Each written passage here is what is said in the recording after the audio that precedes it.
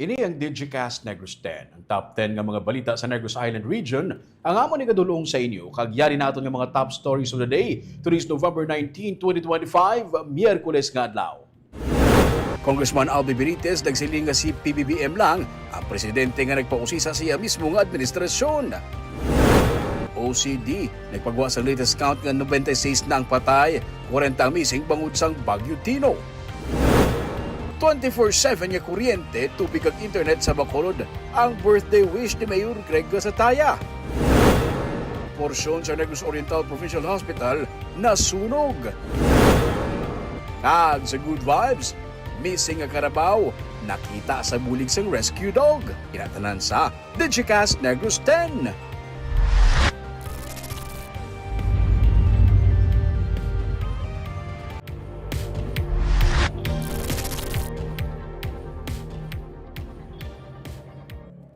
Sa number 10, 24/7 nga kuryente, tubig pati na internet ang birthday wish subong adlaw ni Mayor Greg Gasataya sa Bacolod City.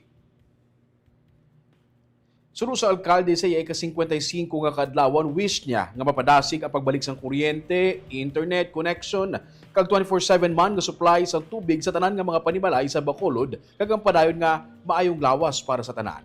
Ginpahayag man sang alkalde nga nag-request na sa iyang opisina ang PLDT agud maka-assign sang tawo sa Bacolod City Government Center para mag-akomodar sang tanan nga mga reklamo kag concerns may kaang tanan sa ilang serbisyo. Dugang pa sang alkalde, bukas ang BCGC lobby para sa tanan nga mga telco providers nga luyag magtukod sang ilang mga helpdesk agud mas mapadasig ang komunikasyon kag pag-asikaso sa reklamo sa mga konsumidor. Sunod sa alkalde, handa ang syudad nga maghatag sang lugar sa BCGC nga magaserbi bilang lugar para sa direkta nga pag-atubang sa concerns, updates, service restoration timelines kag on-the-spot assistance. Ginahaylo ni Gasataya ang tanan nga telco companies nga makigbahin agud masiguro nga ang mga Bacolod nun miyara sang accessible kag masaligan nga suporta. Representatives from every company who are willing, mabutang na lang kami dira para ang tawo directly makakadtuda, and if not, dira namon ihatag ang panawag sa amon, ga-message sa amon, no kinubra namon ba kung system lately para mas madasig kami.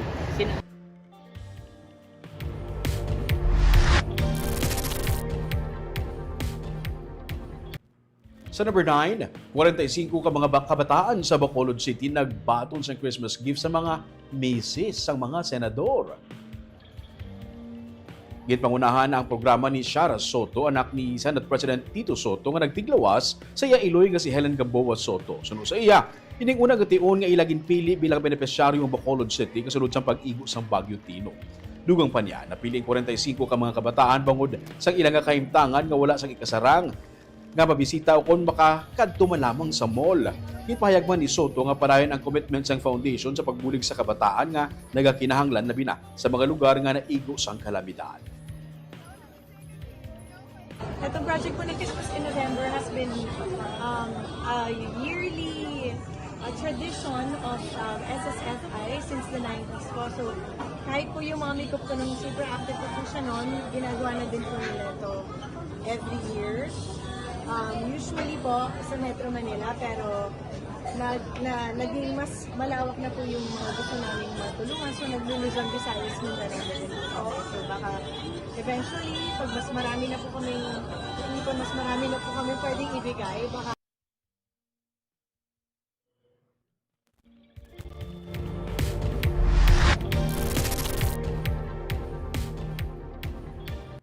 Sa number 8, duha arestado sa buy-bust operation sa Bacolod City. Nabaklan sang illegal nga drogang duha ka mga persona nga ginaligar involbado sa illegal drug trade sa pila ka mga barangay sa Bacolod City. Nakuha sa ilang 110 grams ang suspected shabu nga nagabalor sang 748,000 pesos. Ginpatigay ng buy-bust sang katapos ang City Drug Enforcement Unit sa Purok Kabuhi, Barangay 10 sa Bacolod City. Ginkilala ang mga ginakop nga sanay alias Wen, isa ka high-value individual nga nagaedad sa 56 anyos sang Barangay 10. Nakupman ang yaupod nga si alias Pat, 37 anyos ang residente sa Barangay 8 sa Bacolod. Ginakabig naman si alias Pat nga sweet level individual. kaso nga pagsupak sa Republic Act 9165 o Comprehensive Dangerous Drugs Act of 2002 ang pag-atubangon sa mga ginpangdako.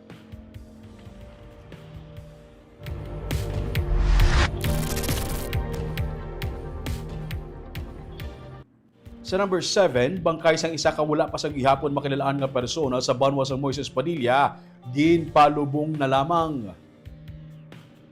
Halos hindi na makilalaan ang bangkay sang isa ka lalaki nga nasapuan sa kahapon sa Bangga Roli, Crossing Magalion, banwa sa Moises Padilla. Bangod nagkakaagnas ng bangkay kag wala sa may nakakilala sa iya, ginpakamaayo sa Moises Padilla Disaster Risk Reduction and Management Office kay palubong na lamang ang bangkay sa public cemetery sang banwa.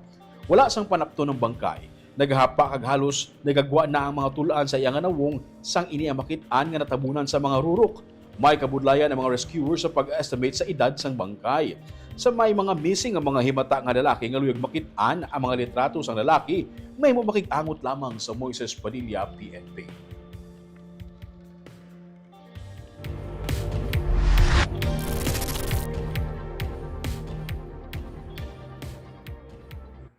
Sa number 6, porsyon sa Negros Oriental Provincial Hospital nasunog. Nagkalayo kagabi ang porsyon sa Negros Oriental Provincial Hospital sa Dumaguete City. Suno kay Provincial Administrator Arthur Fran Tolsidas, nagsugod ang Asusa Laboratory sa ospital. Madasig nga napalong ang kalayo. Gilayon niya gin-evacuate pagwa sa ospital ang mga pasyente, ilabi na ang PD ward ngayara na hamtang sa ibabaw nga panalgan sang laboratory. Nagbulig sa pag-evacuate ang Silliman University Medical Center Foundation Incorporated sa mga pasyente pakadto sa parking area sang NOPH. Bangod ang mga oxygen tanks sang NOPH ang dalagko ag mabugat kag mabudlay i-transport sa tion sang emergency. Ginpakamaayos ang SUMCFI nga magdala sa pila ka mga portable oxygen tanks agud pa siguro nga may oxygen support ang mga pasyente nga gin-evacuate. Wala sa may na-report nga nasamaran sa mga sunog. Nagpasalig sa Negros Oriental Governor Manuel Sagarbaria nga magasuporta ang provincial government sa tanan nga mga apektado. Padayon ang investigasyon sa gintunaan sa sunog. Sa karon, balik na sa normal ang operasyon sa ospital.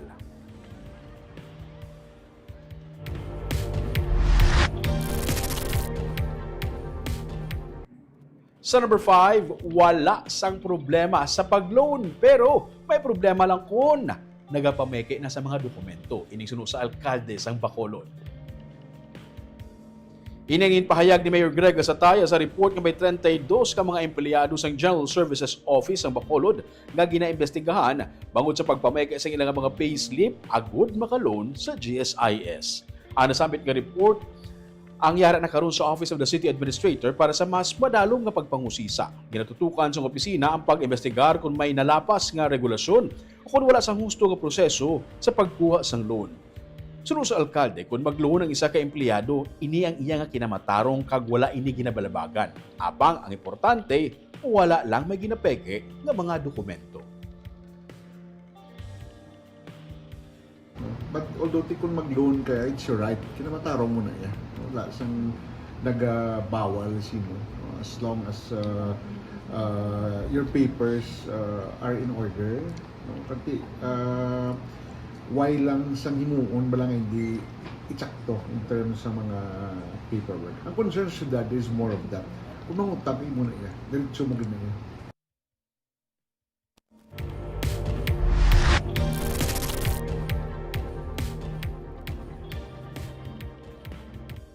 Sa number 4, nagsugod na ang Terra Madre Asia and Pacific 2025 sa Bacolod City.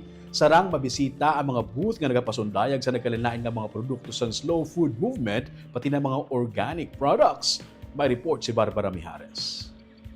Napuno sang mga booth sang slow food community ang North Capitol Road sa Bacolod City. Nanari-sari nga pagkaon kag produkto ang makit-an kag matilawan. Isa na diri ang shells, uga kag iban pagid nga pagkaon gikan sa dagat nga bugal sang probinsya sang Capiz nga ginakabig seafood capital sang pungsod. Hindi lamang mga slow food community sa nagkalain-lain nga rehiyon sa Pilipinas ang pwede mabisitahan, kundi pati man sang iban nga pungsod. Sa South Capitol Road naman, yara ang mga produkto sang organic farmers na salida. Mismo si Tourism Secretary Cristina Frasco ang dinapit nga bisita sa pagbukas sang programa sa Capitol Lagoon sang pinakaunang nga hosting sang Terra Madre Asia and Pacific 2025. Masobra sa 20 ka mga pungsod ang nagpakigbahin sa amo nga pagtirilipon kung sa diin natibong ang diversity sang Filipino cuisine. 17% sa tourist spending suno sa iya ang sa pagkaon. Ang kasubong nga event higayon suno kay Frasco nga mapasanyog ang kita kag palangabuhian sang mga mangunguma, fisher folks kag iban pa nga stakeholders kag matib-ong pagid ang economic growth. The hosting by the Philippines of Terra Madre Asia and the Pacific has a very positive impact, not just on our economy, but also importantly on the livelihood of our communities, because it seeks to honor, highlight, and support the economic growth of the farmers, fisher folk, producers, as well as our local artisans, eateries, mga chefs, cooks, and restaurants. Sa pamamagitan ng ating suporta sa kanila ay magkakaroon tayo ng isang tourism ecosystem na kasali sila parati. Para kay Bacolod Congressman Albi Benitez, ang slow food ang pahanumdum nga ang pagkaon hindi lamang nagatumod sa kun ano ang makitaan sa plato, kundi nagalakip man ini sang kun paano ini na-produce. Sino sa likod sang pagpatubo sini upod ng istorya diri. Aside from trying to establish Bacolod as a food destination, a food tourist destination, this is the only place where you have an event that is hosting the Terra Madre, ang slow food philosophy, nga we bring the best of the best chefs sa bilog nga Asia Pacific. Para kay Negros Occidental Governor Eugenio Jose Lacson, ang probinsya nagapabugal sang pagkaon sini, reflection sang kultura kag expression bilang mga Negrense. To our farmers and fisher folks, this is a good time to show the world the richness of our land, sea, and the quality of our farm products.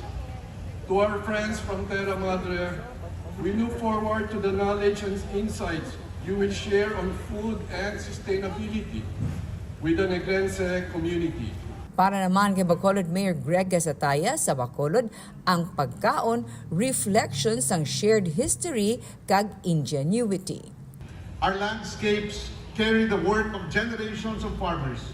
Our coastlines sustain families who live by the rhythm of the sea. Our kitchens preserve recipes and stories handed down across time. Terra Madre's presence in our city highlights the value of these experiences. Nagpabutyag man sang ilang nga suporta sa 3rd District Congressman Javi Benitez kag Secretary Francisco Benitez, Director sang TESDA sa pinakauna nga Terra Madre Asia and Pacific sa Bacolod kag Negros. Sila ang nagatib-ong nadamlag pa sang good, clean and fair food, kasubong man sustainable food future. Magalawig tubtub sa Nobyembre 23 ang pagtililipon.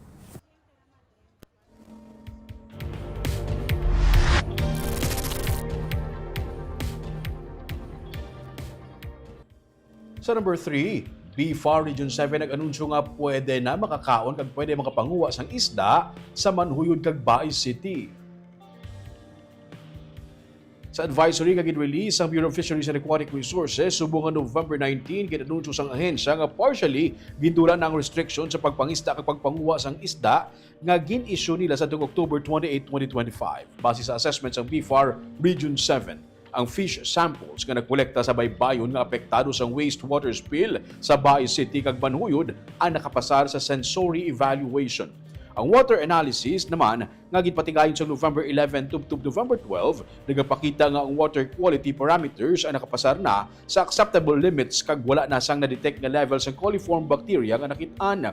Gani panugyan sang BFAR sa publiko nga mahimo na nga magpangisda, magpanguwa sang aquatic organisms lakip na ang finfish, crustaceans kag seaweeds, pero panugyan sang BFAR hugasan gid anay sang maayo ang seafood antes lutuon. Ang tanan naman nga mga shellfish kag acetes o kun gagmay nga mga pasayan kun mas kilala bilang alamang ang hindi pa pwede ka may mataas pa nga level sang plankton kag vibrio sa North Baes Bay. Sa nagligad nga bulan sa nag-awas sa Baes Bay ang nga kabahin pa sang Tanyon Strait ang wastewater gikan sa containment lagoon sang URC Baes Distillery bangod sang sunod-sunod nga mga linog kag mabunok nga ulan nga nagresulta naman sa temporaryo nga pagpuntat sang ila operation.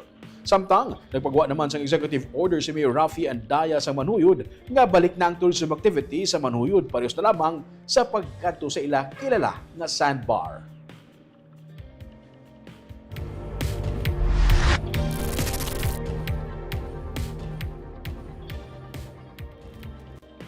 Sa number 2, 96 tanan ang napatay bangod sang bagyo nga Tino sa Negros Island Region. Inibase sa datos sa ginpagwa sang Office of the Civil Defense Negros Island Region matapos nga ma-reconcile na sa Management of the Dead and Missing Cluster ang report sa nautas nga mga kabuhi tugas ang bagyo nga Tino. 40 naman ang nagapabilin nga missing. Sa final report, ang Moises Padilla ang may pinakamadamo nga na-record nga napatay. 19. Ang Canlaon City, 18. La Castellana, 14. Hinigaran, 10. Isabela, 8. Bago City, 7. Binalbagan, 6. La Carlota, 4. San Carlos City, 3. Mursa, 2. Kag Himamaylan City, Pontevedra, Ilog, San Enrique, kag Valle Hermoso, tig 1. Sa November 16, base sa memorandum sa National Disaster Risk Reduction Management Council, gin-terminate na ang SRR o ng Search, Rescue and Retrieval Operation. Pero may kasugtanan sa NIR nga kung may mga himata pa nga missing nga hindi makontento, pwede sa gihapon ma-accommodate ang ilang hingyo case-to-case basis. Ginsulit naman ni Tourism Secretary Cristina Frasco nga yara karon sa Bacolod ang pasalig ni President Ferdinand Marcos Jr. nga nagaupod sila sa kalisod nga naagyan sang probinsya kag magapadayon hatag sang bulig ang national government tubtub makarecover ang Negros. First of all, I'd like to once again express our solidarity with the people of Negros Occidental, especially in light of the recent calamity that has befallen this beautiful province. Our President will continue to extend his assistance until Negros rises again to recover.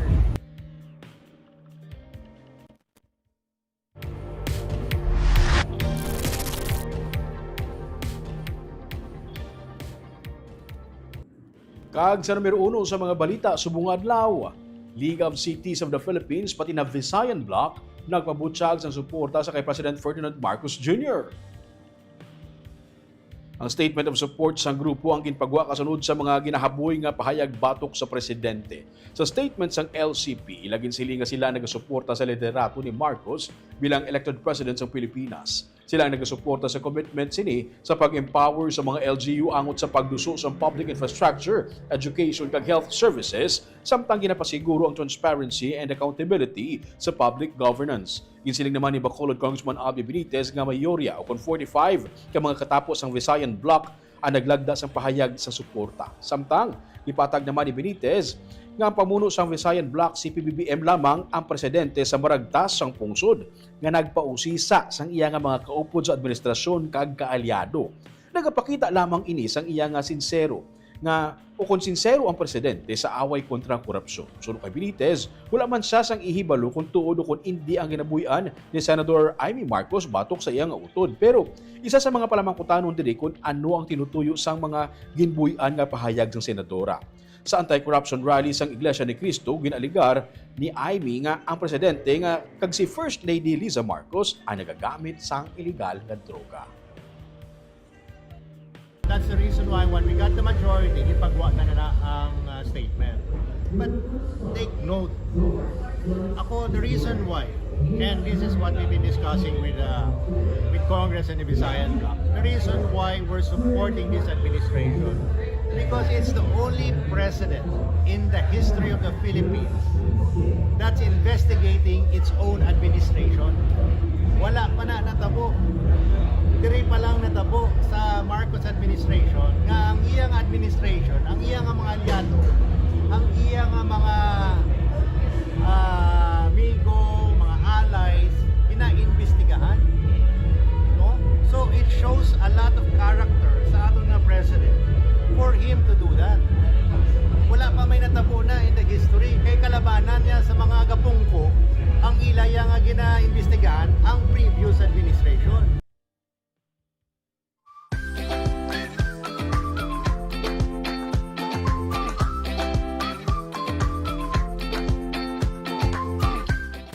Sa Good Vibes, may isa ka karabaw sa Banosang Isabela nga missing humanin pa sa nag-igo ang bagyo nga Tino diri sa Negros kag sa Lunes gid lamang na-recover o kung na-rescue ang amo nga karabaw nga buhi pa pinagi sa bulig sang isa ka rescue dog. Yaring report. Nasa puwan namon din, no, upod ko si Gabay. Samtang nag-search kami sang nagapangita kami sang tao, so nakalabay kami diri nga way. Amo sini ang sitwasyon sang karabaw sa makitaan ni Gabay. Isa ka crossbreed sang Belgian Malinois kag German Shepherd sa asyenda na Lipay, Barangay 5 sa Banwa sang Isabela, las 12:30 sang udto sadtong Lunes nga adlaw. Istorya ni Junelo Castillo, ang tag-iya ni Gabay, nga katapos ang Canine Search and Rescue of the Philippines, nagniliwang na ang karabaw sa sulod sang halos 2 ka semana. Pero buhi pa ini. Uhaw-uhaw ini katama. Istorya pa ni Junelo, naglambod ang higot sang karabaw, hindi ini makapalayo. Ang mga hilamon na lang sa palibot niya ang iyaging konsumo. Nakibot na lang sila nga may nagiyo sa tunga sang kampo. Ginpalapitan ini ni Gabay, kag dito nila nakitaan ang makaluluoy nga sitwasyon sang karabaw. Si konta ni Binong ang igot ni testingin no dugay ni siguro di nga nagano. Ara kung makuha ta siya. Ara na anong po igot. Lubong ni siya na lubong ni siya. Mantawa ko na guide ni sa nong origin nagsangat lang. Eh kung nagsangat lang ning iyang kalat sa tubo, diri siya na-trap sa no. Ay pa-check ni Manong po damon sa retrieval nan. Ara. Tigayo na ini nga nabalik sa iya nga tag-iya. Si Gabay kag si Junelo ang kabahin sang team nga nagabulig pangita sa mga missing nga mga persona sa Banwa sang Isabela kag upod ang DRRMO, PNP kag iban pagid nga mga K9 teams. Sang Domingo, naguntat ng Search, Rescue and Retrieval Operations ang Office of the Civil Defense sa Negros Island Region.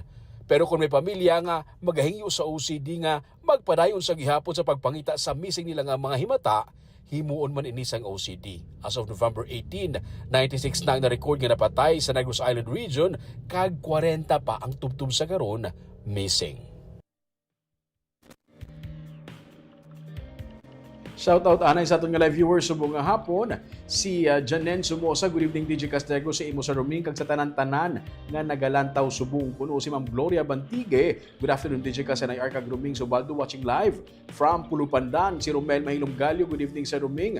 Si Gerardo Marquez, good evening Digicast Negros, good evening Sir Ruming. Si Jessery Garucho Hivero, may gabi ka Digicast Ruming watching from Sarait, Himamaylan City. God bless everyone. Shout out kay Toto Sean nga sa wakas nakabalik na ang ilang klase kagina sa binalbagan. Salamat. Nice to hear that, ma'am. Gamat-amat na balik sa normal ang sitwasyon karon sa aton nga mga banwa ang syudad, no? Si Mirna Garrido Clavel, good evening Digicast Negros watching from Payao. Si Maria Fe Panaga Baredo, good PM Digicast Negros, good PM Sir Ruming. Kagamuyad tong top 10 nga mga balita sa Negros Island Region subong adlaw. Tubtob sa buwas ako si Romeo Subaldo, mayong hapon.